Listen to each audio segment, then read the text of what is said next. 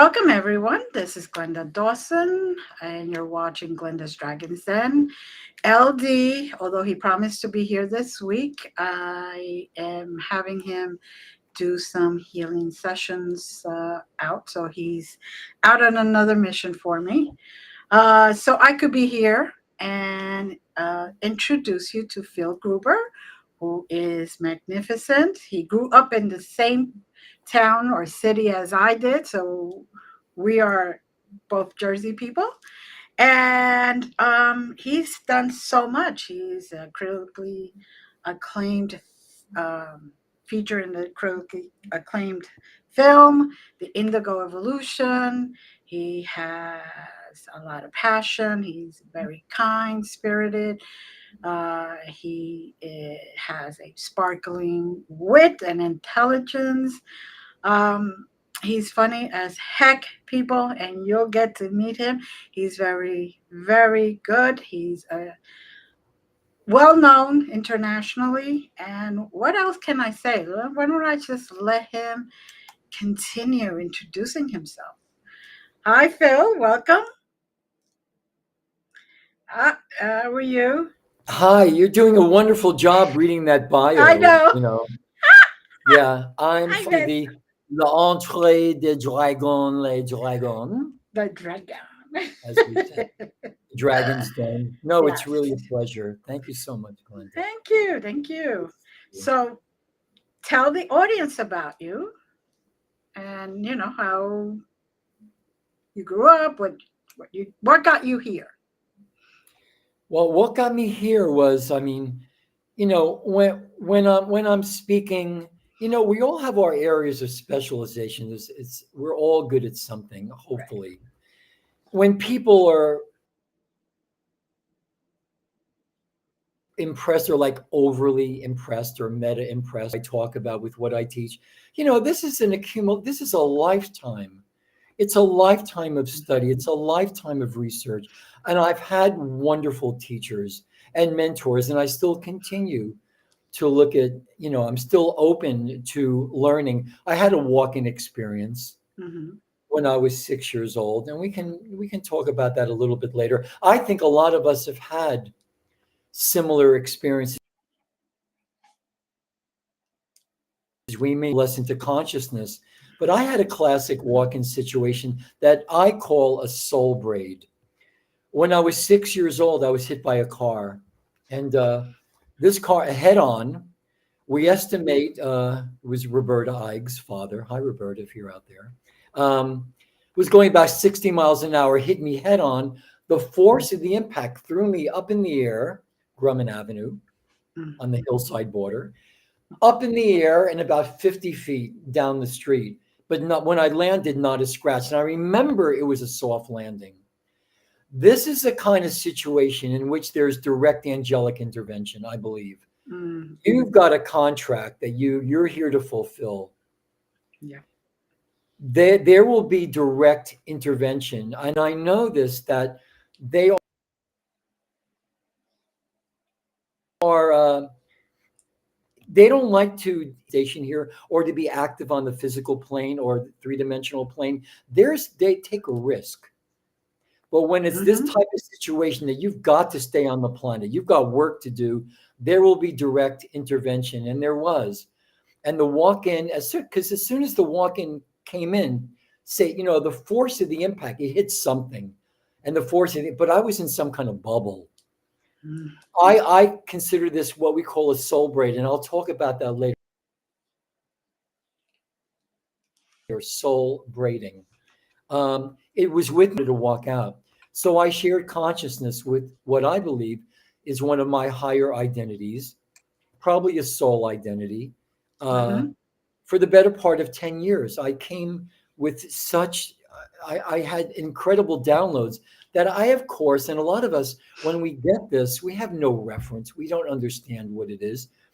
Lots of children have imaginary playmates, but like angels, I knew their names, Mm-hmm. all these orders of angels. And my mother wanted to send me to a psychiatrist. And if maybe later on I'll fetch a photo of me just after the the car accident, just after the walk-in, and you see there's a distinct change. You can see it in the eyes. There's so much soul embodied at birth in that child. Mhm. Certainly before a lot of the parental karma kicks in, you see so much of the soul identity is in that child. You see mastership in their eyes. And you can see that in this photo, which I'll probably show a little bit later, or maybe at the end. So it walked out fully when I was about 16, 17, something like that. And I really didn't get to be about 16, 17. And I started to meet people, interest in magic, of course, and metaphysics. So I started Mhm.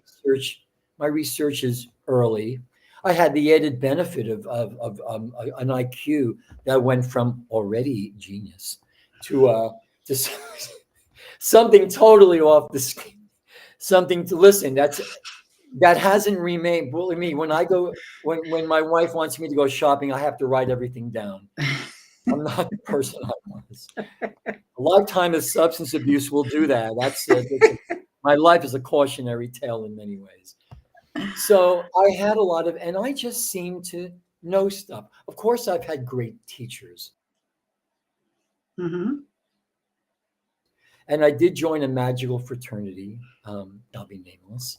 Okay. So I had access to a lot of private libraries, and I learned Right. how to access information remotely or directly from what I call, or what is called by guardian races, the Dora Torah, or the cloister Dora Torah. And actually, I would like to, if you would like me to, I'd like to get into where certainly my information comes from. And I think the source of all higher knowledge, if Sure. you would like me to start there. Please go ahead. Okay. And I really have a lot of, and I thanks go to the Guardian Alliance, Mhm. their representatives here, Easia. I mean, my that I have and still have, and that still inspire me to keep on Mhm. learning.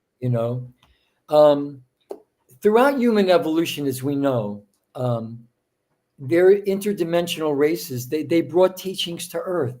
Why? In order to influence and direct the course of human evolution. And there were primary interdimensional races that were involved in our creation. Mhm. I'm not going to go into real detail, but we call them the Brenau. The Brenau. There is the Amethyst Order, Mhm. the Seraphite Gold Order. These are Brenau collectives from what we call densities 4 and 5. Densities 4 being the Christos, or dimensions 10, 11, and 12. The fifth density, dimensions 13 and 14 and 15. Rock collectives. Some Mhm. people know this as the Kirashe. This is even higher than the Avatar. These are beings of pure light, Right. pure wave form consciousness, Mhm. pure radiant light that can't interact with us directly. If they tried to enter our space, the earth would just be reduced to a cinder. Right. But they send out their smaller selves Right. or smaller Merkaba vehicles to interact with us. Mhm. Well, these three Brenau orders, these are we believe, the three founders race time matrix Okay. during the last seeding. Now, this is really interesting. When we talk about these great seedings, we're talking about Mhm. time cycles that are 950 billion year time cycles. We're not Mhm. talking about 15 or 14 or 16.3 Nah. billion years. We're talking about time cycles that are 950 billion years. This is like the great mother taking a breath, let it mingle within her, right? And then taking that out breath and breathing everything out into creation. Wait about 950 billion years, go out for a smoke, whatever. Then bring it all back. And who knows how many cycles of 950 billion years there have been. Right. Maybe we're detecting in mainstream physics the background radiation from the last quote unquote Big Bang, of which now they're beginning to realize it was not a Big Bang. You know, Mhm. we can talk about that later too. But in 950 billion years ago, now these Brennau time periods, why? In an attempt to keep the history of humanity's original creation, the creation contract. Why we're here. I mean, Glenda, aren't these the most profound questions we ask Yes, ourselves? definitely. Who are we, right? Where do we come from? Why are we here? What's our purpose? Mm-hmm. These Brennau orders and their all their lower and lower identities, of which we are part of, we're Hmm. part of the one, right? Right. We're all part Correct. of the one. And our evolutionary blueprint, the evolutionary path through human consciousness, is to return to that state of adwonement. And the funny thing is, once you return to that state of full adwonement, what do? You go back into fragmentation. Right. Man is essentially a game player. There's a Latin term for this, homo ludens.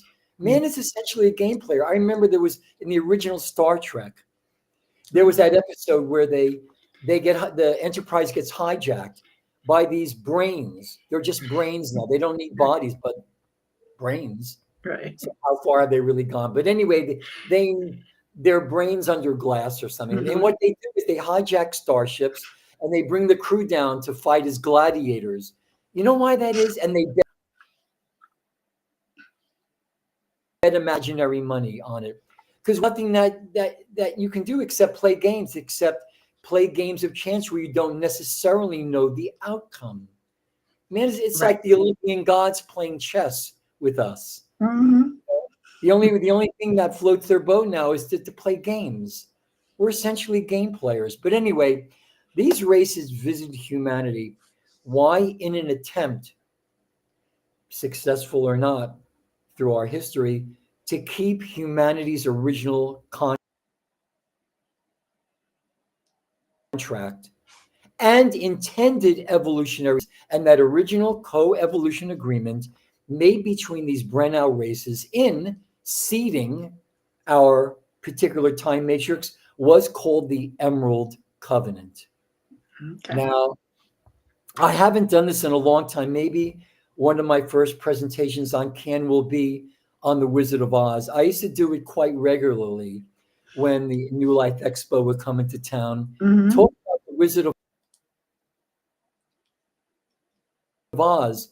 L. Frank Baum, who wrote The Wizard of Oz, him and his wife had joined the Theosophical Society, the Ramayana sect of Hmm. the Theosophical Society, Chicago, Illinois. So if you look at The Wizard of Oz, especially through a theosophical lens, you see that there was such heavy duty information. The movie is great, but the book is even more cosmic in what he's bringing.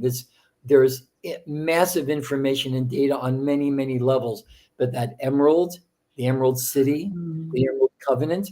So that original Emerald Covenant was made 950 billion years ago among these fifth density living light beings. And in this agreement, it is believed that the Brennau orders, Tricia McKinnon works with the Brennau, by the way, also. Oh, okay. And her on the show, Trish is amazing. Agreed to create various founders races Hmm. to feed life into all the density levels of our time matrix. Why? Why not? To create peaceful coevolution and the promise of ascension for all races. So this is, and it was these density five Brennau orders. They were directly involved with the creation of the original angelic human lineage on a planet that we know, some know as Tara, some Hmm. call it Heaven, some call it Valinor. Tolkien called it Valinor. Tolkien, in his later interviews, was very candid about the fact that he wasn't making this stuff up. Right. That there really is a midden Earth or a middle Earth, a frequency Hmm. modulated zone between Earth and heaven. That the human lineage began on the planet Tara 560 million years ago. And this Emerald Covenant has been about 248,000 years ago. The Liran Anuhazi, Aaron Anahazi. Come to us by way of April 9th. Okay. When the Emerald Covenant was restated 248,000 years ago, I believe that was the time of the third seeding of the angelic human lineage. The density for this, again, these are dimensions 10, 11, and 12 that we understand as the Christos, Right. Christed beings, Buddhas, Bodhisattvas, Lyran Anuhazi, and Syrian Azurites from Sirius B, the blues, the Syrian blues of densities 2 and 3. These are angelic and archangelic soul and oversoul races. They presented a gift to us, to the earth human guardian races of the Emerald Covenant. And the gift, this gift was, and now this is the source, 99 and 44, 100%. Everything that comes out of my mouth comes from this massive library of information. This gift that was given to us 248,000 years ago, give or take, that detailed not only the history of our time matrix, that's 950 billion years of history, creation physics, ascension mechanics, the mechanics of operating what we call the Templar complexes, the series of stargates on the planet, the interdimensional stargates, and the stargates within us, the gates of light, as we call them in Kabbalah. And that seems to be our original creation contract too, is to be the guardians and custodians, yes, of the stargate. And what this gift, holographic recording discs. And you know how much information can be encoded even now with our technology. 12 small holographic discs that are called by many the Eternal Dora Torah, or the Cloister Dora Torah, or CDT plates. Accompanying these Dora Torah plates was a corresponding set of 12 larger discs called the Signet shields. Signet referring to stargates of what's called the interplanetary Templar complex, that you could access the stargate. See, this is why the Earth is so prized. This is why everybody comes here during ascension cycles, because it is through the Earth stargates. So during these periods of ascension or shift, everybody comes here, no matter what their agenda is, pro-human, not. Everybody comes because they know how important this planet is and what this planet is a gateway to. So the information, it's also interesting in that probably tomorrow I'll show the video from a little video clip, and anybody out there can look it up. It's from the movie The Time Machine, 1960, the one with Rod Taylor that Minnie used. Many moons ago. 1960 was a great year for film. Continent, I think, came out in 1960. And in that movie, they actually show the Atlantean priest scientists creating human-animal hybrids and using large crystals, generator crystals, to generate power. Right. It's really interesting. And a lot of that was based on Plato's writings. But in The Time Machine, there's a scene where Weena of the Eloi takes Rod Taylor into a cave where there are all these really weird looking devices. There are books that turn to powder because they're so old. But she introduces him to the talking rings. And these are rings that you spin. Remember this? They're rings that you spin and you get the audio downloads of Earth's history. And I think this was H.G. Wells's understanding. And I will tell you, before we move on, I've tried to get into the Vatican archives. For some reason, I haven't been granted access.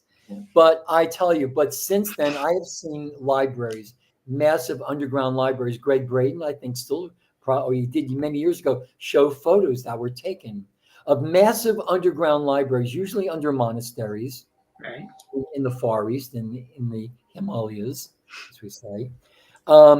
That make the Vatican archives look like your neighborhood library. the library on Osborne Terrace, or something. Right. This private joke between me and Glenda and anyone who's brought up in Newark, especially in the weekday section. It makes your neighborhood library. I can only do this with you, Glenda. I'm so happy. I can't do this with anybody else, And it really, I tell you, it even opens my heart more, you Oh. know, to be with you like this, long time. So Mhm. this is where I believe this is where my information comes from, and representatives that have been contracted, like Enoch, like Toth, like many throughout history, even Right. up to the present day, that have been contracted to be the revealing vehicles or Mhm. instruments. We would know this information, so we would finally understand, be given the opportunity to realize potentials that have existed within us as individuals and as a race to ascend. Mm. They're known as the freedom teachings. Why? Because it's the freedom not to be, a lot of teachers say we're born in captivity. We're born into the bondage of our mortal coils.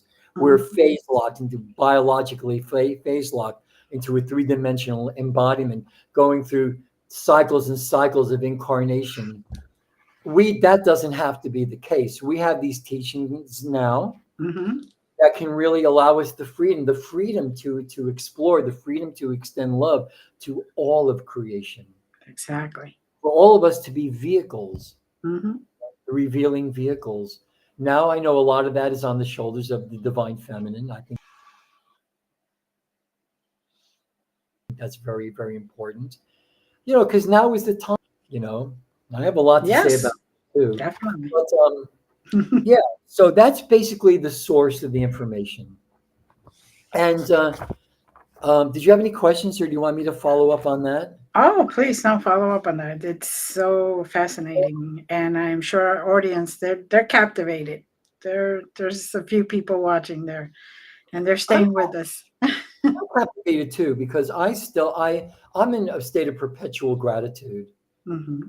for having found, our lives, the zigzag of our lives. Sometimes we feel like pinballs and we're not in control. Right. Someone's at the flippers, Yeah. but we can. But the whole thing, I think, our teachings, yours, of Can, all the reason we're here certainly is to remind people of our true evolutionary destinies, the reason we're here, the purpose of our lives, and Exactly. to remind people how rare and precious we are.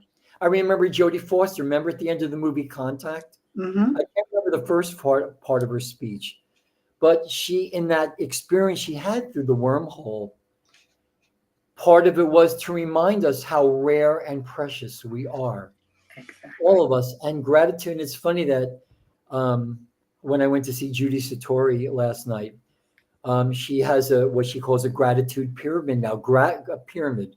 Gratitude.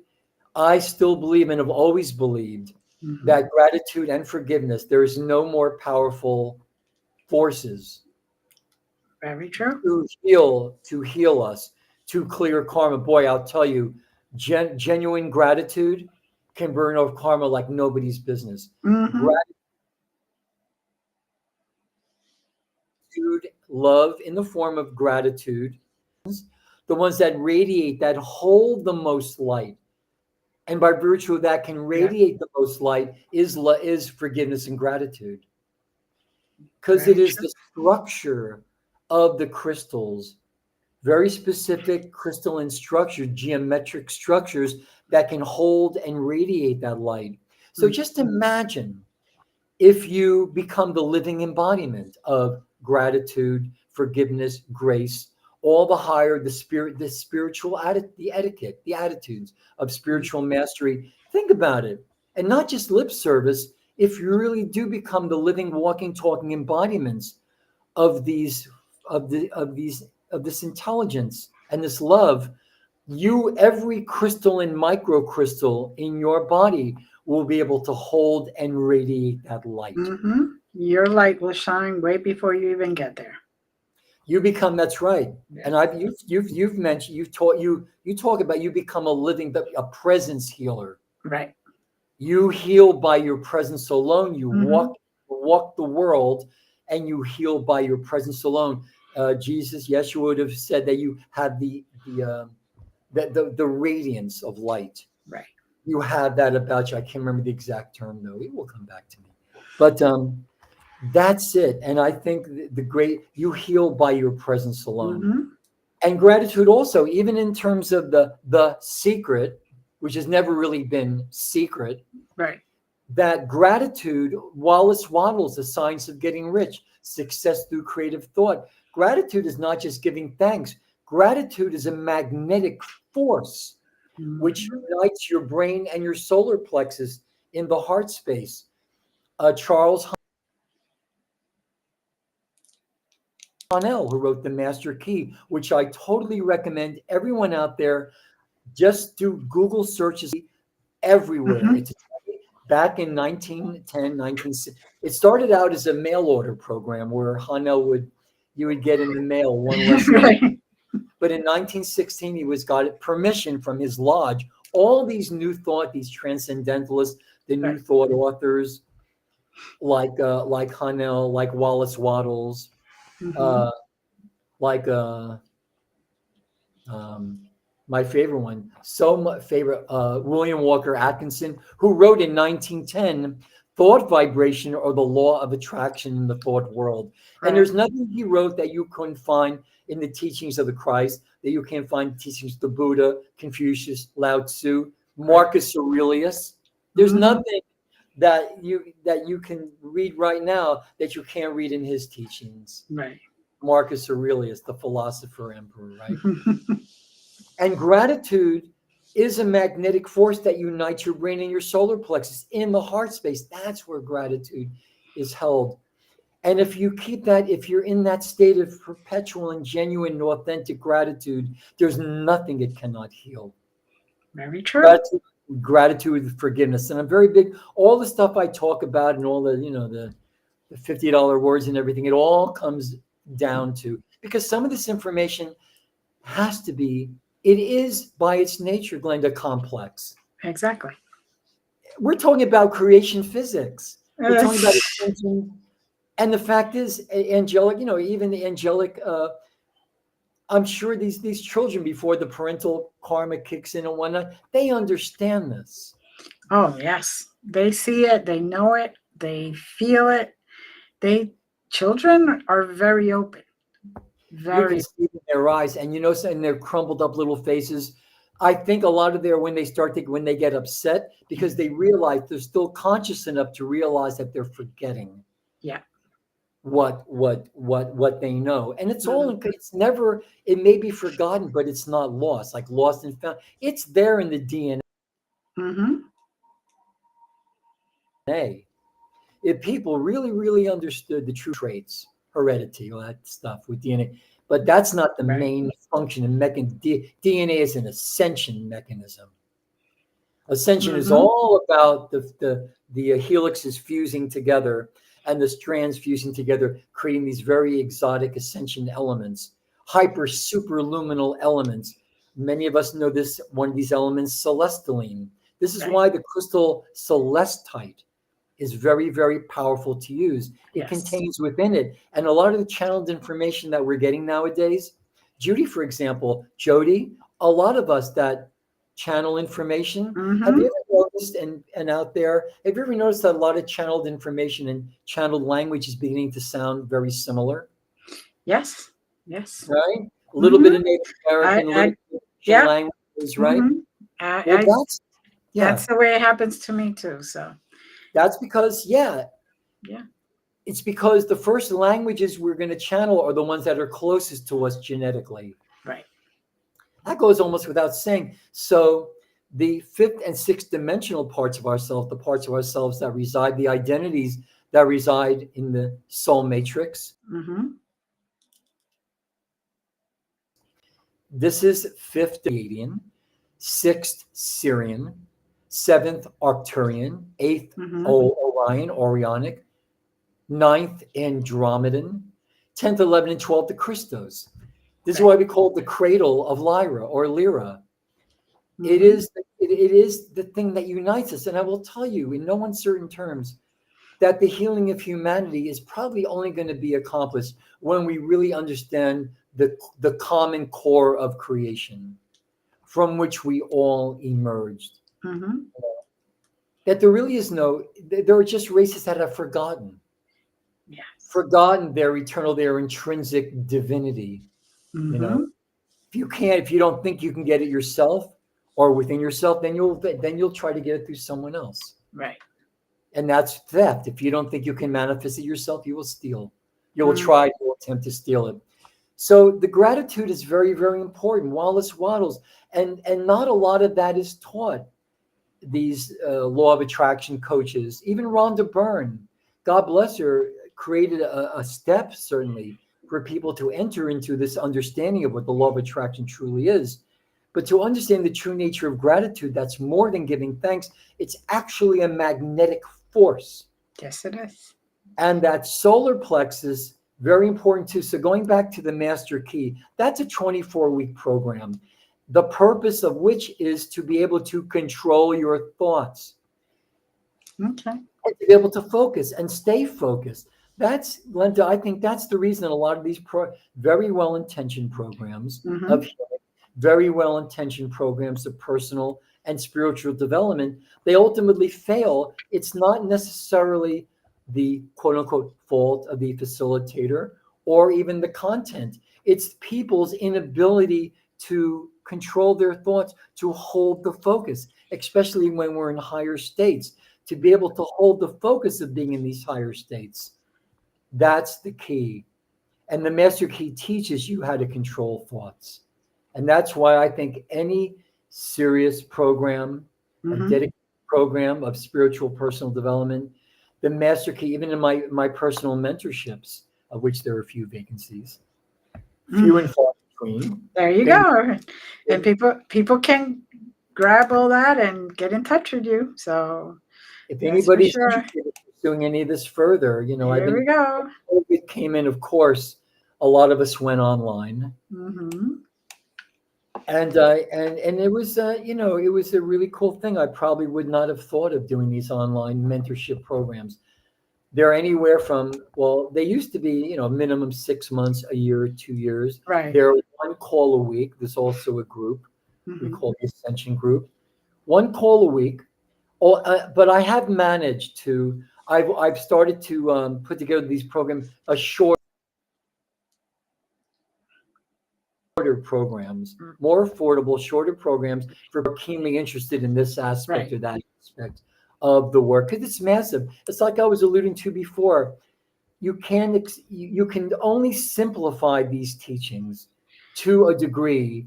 You know this, or Yes. they become just over diluted and oversimplified. And if they become over diluted and oversimplified, they lose a lot of their force. Right. The energy And behind it, it's not as yeah, strong as it should be.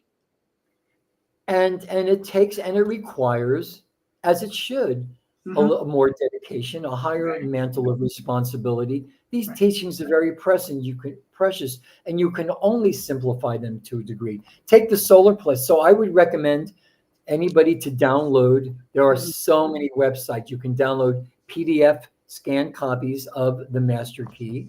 Mm-hmm.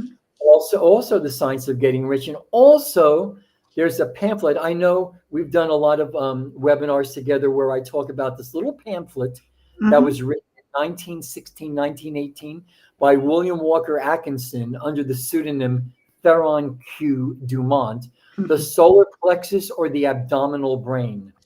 Right. This is the solar plexus is known as the fourth brain. It's more fully developed even before our brains. Mm-hmm. So someone out there, some intelligent designer is prioritizing the creation of the solar plexus even Right. over our brain. Although, to be quite honest with you, I used to Mm-hmm. be a believer in intelligent. You know it's coming, right? Right. I I used to be a believer in intelligent design, but Right. who in their right mind would put the prostate so close to the bladder? On, give me a break. You know, this I think is some Anunnaki mischief. There would be more Uh, involved and going to the bathroom 10 times a night instead of working on our ascension work, you know, Right. occupied with going to the bathroom. The original to be understood is Right. itself of extraterrestrial origin. In that, Hmm. before we ever came or fell to Earth, Right. the humans originally inhabited what we call the second density. We started out as angelics in dimensions Right. 4, 5, 6, pretty much rooted in the fifth dimension. Time Hmm. fields of Earth, relative to Earth, of course. People also need to understand that what happens in the higher dimensions actually happens in our future. The Hmm. angels actually are our future selves. We are their past lives. When angels get on the couch and go into their past lives, and I'm glad I get the chance to Right. bring this up. I do believe that a lot of us have past lives, but we also, Yes. there is an incarnational or soul family of 12. Every angel, angelic identity, subdivides itself into 12 smaller sections, Hmm. and they direct themselves, or they focus themselves in our density, in a harmonic universe one. So it's like the my choice relic Hmm. identity. There were 12 of us, so we have a incarnational Right. family of 12, and they're in different time space locations within our three-dimensional universe. They're not our past lives, they're simultaneous Yes. incarnations. Hmm. Now, but the thing is, in this, especially in the time cycle we're in now, we can affect them, they can affect us. We're probably the most present of our incarnational family. There's an incarnational family clock that we teach about, but they're not our past lives. They are simultaneous identities. Hmm. The 12 together are part of a larger identity we call an angelic or a soul identity. Right. So, but they can affect us with their thoughts, just like we can affect them. And there's a lot of dimensional blend going on now, Hmm. simultaneous identities. And when people, or unless people really understand the framework of dimensional structure, for example, that's why I love this. It's such a joy and such an honor and a privilege to be able to share information to help people really understand their true origins and Right. destinies, what we were really created to do. Originally inhabited the second density, time fields relative to Earth, where Earth is called Tara. Right. Tara. And that the Taran, original human, is known by many names. We know them as the Turanusium. Turaneausiam, Turanusium. And if you know some Scottish Irish Gaelic, you know those songs, Turaluralura, Turalurala. They encode a lot of very secret information. Right. What are your roots again? Your ethnic your I'm family Cuban. member, I'm right? Cuban. I love it. You know, my parents in that generation, they used to go to Cuba a lot and Yeah. party. Yeah. Well, I lived in Florida. I lived in Miami. I lived in South Beach, right on Ocean Drive for many, many years. So I got to know a lot of Cuban, very wonderful people, so heart-centered people, Thank you. really, you know. Some of my dearest, and still some of my dearest friends. That Earth humanities, our genetic stellar heritage is and always was found and can still be found in the DNA. Hmm. What we call the DNA substrand matrices are wave templates that make up the blueprint for human DNA. So in the Earth human lineage, known as the Adam Kadmon or the Adumi Kudmon, there were 7 root races, and what we Hmm. call 5 cloister races were seeded. Each root race evolutionary cycle developed one of the first 5 DNA strands within that 12-strand DNA template that we call the diamond sun Hmm. DNA. There are double diamonds, there are emeralds, there were some of us that carry even higher uh, Right. genetic templates. 12 to 24, even 48 strands. Very few of them, because remember, the Earth grids can only withstand so much coming in, or Right. so much coming in at one time, or so much being invoked, right? And this is where Mhm. you get a lot of there are a lot of reasons for climatic changes, Earth changes, but some of it is the introduction of higher dimensional beings. They're pure life force, Mm. right? In the future, we'll Mhm. talk about what's happening on the planet now, the stellar activation cycle, which is really an alignment of interdimensional stargates, black and white holes, and starting in about 1987, just higher and higher dimensional frequency has been coming into the Earth. Right. The chakras, the main chakras of the planet, have to open to receive this energy, frequency, and consciousness. What also needs to be understood is when we talk about energy, when we talk about frequency, we are talking about consciousness. Exactly. And they've been coming through interdimensional stargates, sets of black and white holes, in the magnetic black hole, out the electrical white hole, onto the Earth. And this is what initiates shift of the ages, the ascension cycles, what we're in now. We're in the midst of these changes. We're talking about Mhm. what's happening right now and continuing to happen. We're in the midst of these changes that are so profound, they're so relevant now to us, Right. that the sooner we really understand what's happening, the more we'll be able to take an active part in what's going on. Well, the chakras have to be open, the main chakras on the planet. Mhm. Interestingly enough, the planetary chakra that's in its closing cycle right now, that has to close on time. Just as the chakras had to open, the vortices had to open on time to Right. receive this divine light, Mhm. they have to close on time. And the one that's due to close this year, next year, guess where it's located? The epicenter is in Russia, in the Caucasus, but there Mm. are many secondary vortexes in the Ukraine. Mm. Interesting, So isn't it? the plot continues to thicken. Right. Very true. Very true. And that's also very important to understand. The cloister races, of which the Indigos are the latest restatement, I think there's no doubt in my mind that anyone and everyone that is tuned into this broadcast, that tunes into the CAN Network, to the Galactic Alliance, to the Dragon's Den, is what we collectively call Indigos. Right. And this is really about the continuing saga of the Indigos. We've been coming in for hundreds of years. In the 70s, psychics, clairvoyants, because of their higher sense perception, saw this confluence of the indigo aura, Mm-hmm. fields, especially of children, because of their sheer life force.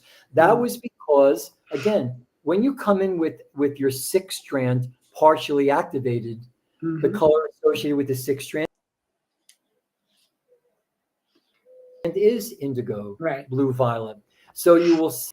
So we've been known by so many names throughout history, and it can get confusing, right? Psychic, super psychic, mystic, Right. magical, mythical children, children of the Blue Ray, Kachina, Melchizedek. There's no direct translation of the word meek. Right. In the old language, meek is an acronym. Me-ek, Melchizedek. Yes, the Melchizedeks will inherit the earth. The earth is our inheritance now. We're Mm-hmm. moving out of the fifth root race cycle, the Aryan cycle, and we're going into the final root race cycles where all the rest of most of us in 2,000 years ago, the Christ was not able to complete the larger mission.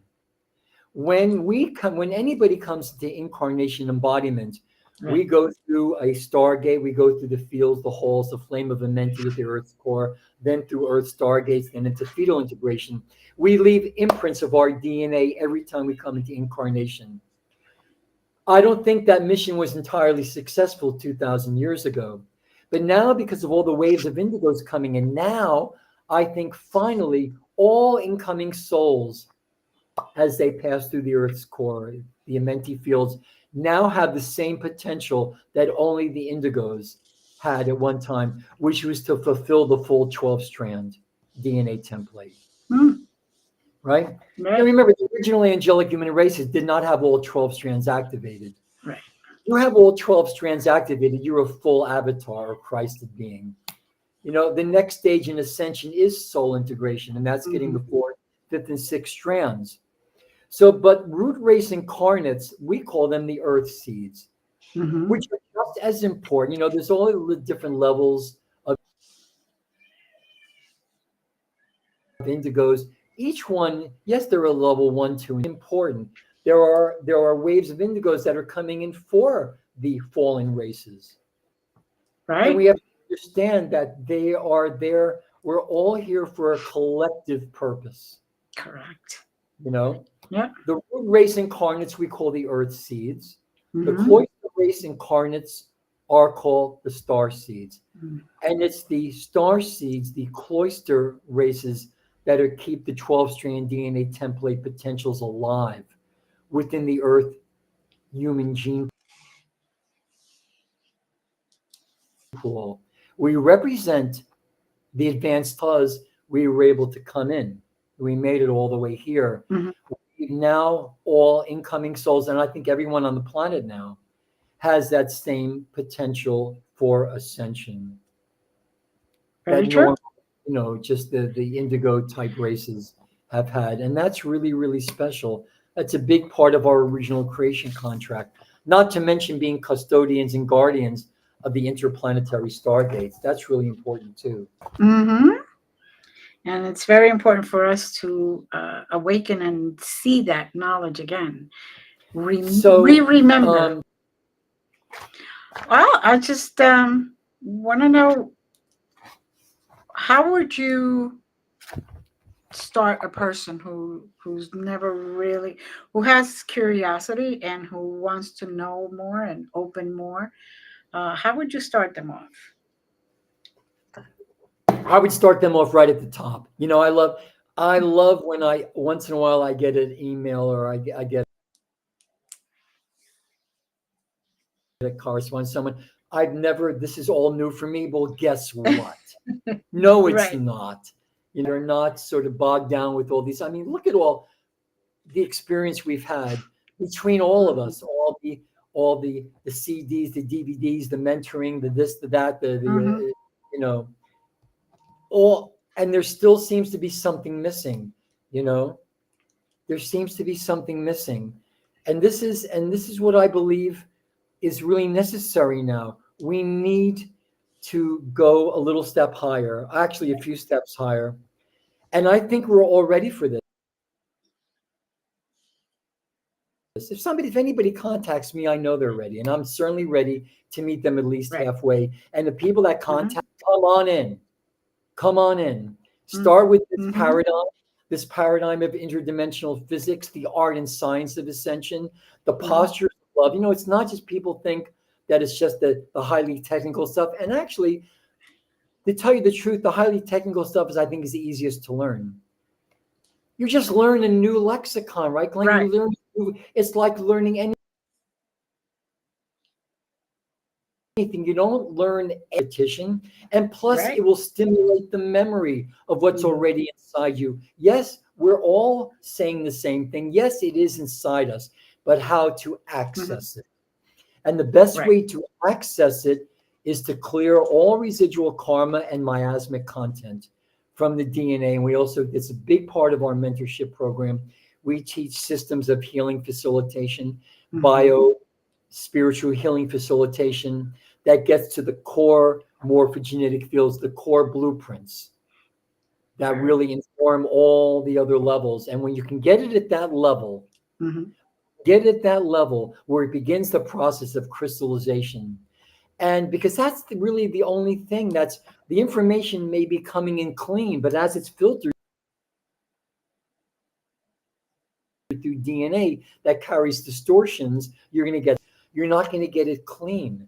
So as Right. clean as the information may be Mm. coming in, the translation on the other end, because the DNA is really a translation transduction mechanism.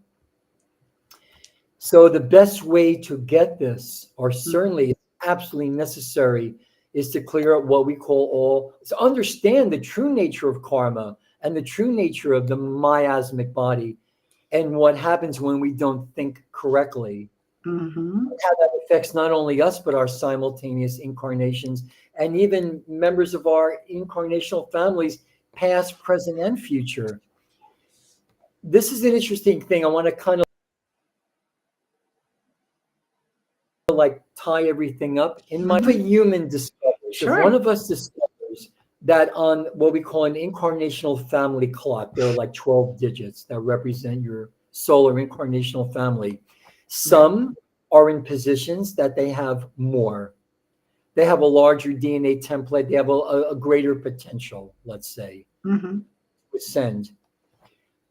If you know, and there are ways that you can know this, we teach energy sensing technique, grid scanning, Mm-hmm. dimensional grid scanning. A lot of us are having making the contact, you know, this sort of thing, because Mm-hmm. now initiating contact or contact has been initiated, usually in the dream state. For people out there, it really benefits if I can give some practical advice just before you go to sleep at night. Just affirm to yourself, I am awake and aware in the dream state. Mm. I am awake.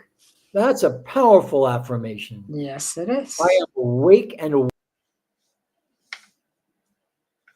aware in the dream state, and I remember awake and aware in the dream Mm-hmm. state, and remember and record and keep a journal. I didn't for years, I didn't. And I really keep a written record of your contact experience. Mm-hmm. A lot of this contact will take place in the astral, in the dream. That's a place we naturally go. When we sleep, part of our consciousness disconnects and goes into the future. Mm-hmm. And for the higher dimensional beings to just unplug themselves a little bit, go down in frequency to meet us in the astral, that's very safe for them too. Like in the beginning, they don't have to manifest fully directly too. So it's not like a lot of people when they talk about ET contact or interdimensional contact, it doesn't have to be an angel wafting in through an open window or No. appearing at the foot of your bed. It can be somebody you know, somebody you already know, somebody you're going to meet. Mm-hmm. It can be soulmates. It can be a one-nighter, for God's sake. Whatever you need, whatever you need to make that exchange, Right. Right. that sharing. But sometimes, it's. But in my case, or in anybody's case, once if there are a conscious decision to accelerate personal evolution can be made. Once you've assembled the codes you need to assemble Mm-hmm. that it inherited from this life, then an incarnate, any one of us can open communication with their soul family. Mm-hmm. That can be taught. That's usually a heart opening. Right. And request that something called a soul braid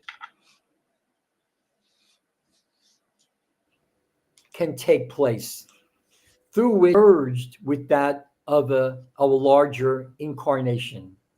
Because in a soul braid, and this is Mm-hmm. key, the present incarnate or incarnation begins to assemble the codes from its next incarnation, from a future incarnation into its present body, and works to fulfill not only your life purposes, but the life purposes of your next incarnation.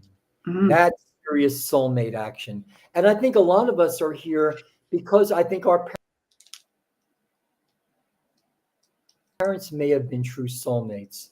I think we're here meeting, Yes. to Yes. do the higher work. And it's challenging for some people. You can wake up next to somebody you've slept with for 20 years ago. Who are you? And that needs to be okay if it's that radical. Right. Usually it's not that radical. You know, But you're like, oh, okay, why am I here? and and then what's required then is to Mm. have courage and be brave, to Right. let go Mm-hmm. Very true. as we get into the closing. It doesn't serve you, no matter how short-term benefits. When you're on the upward spiral, there's nothing worth going back. No. We've come so far. This is probably the closest we may come individually, collectively. See, I believe that most, if not all of us, have come from the future. We're not here because of a succession of past lives, Nothing is worth going backwards at this time. We've come so far. We still have a ways to go, but Hmm. I think individually and collectively, we meet in the Dragon's Den. We meet in the Galactic Alliance, and all these things really help us come together. Um, like the things I'm going to be doing a lot of work with Mariana Right. coming up. We were planning this Hmm. year. Well, that's got to be delayed. But we thought, instead of taking these trips, going all the way here and going, there's a lot of places really locally, Yeah. where people can meet. I'd like the Jersey Shore, Hmm. any place can be spiritualized. We are spirit made flesh. So you don't have to go to Machu Picchu. You don't have to go to Giza. Right. You can go to the mountains in Ohio. You can go to the Jersey Shore. You can go to the Catskills. Yeah. You can go to Kansas, Dead Hmm. Center. You can go to the Southwest. So we're planning some interesting trips that people don't have to. It doesn't have to cost an arm and a leg. Because the thing Yeah. is, the work needs to be effective and it needs to be in a form that people can use. Right. And our all doing is to that end. And for that, I'm eternally grateful. And thank you for having me on the program.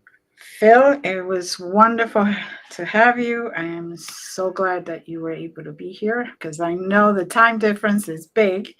Um, but it's just please make sure you come back. And the audience, here's Phil's email, so please contact him. If you want to know more information, if you're curious, you could hear this again and again if you want to. You know where you can find us. I am very grateful, as always, Phil, to get to see you and get to talk to you. And please hold on when we close. I want to say thank you to our audience. And as always, many blessings. And I love you. Bye. Bye bye.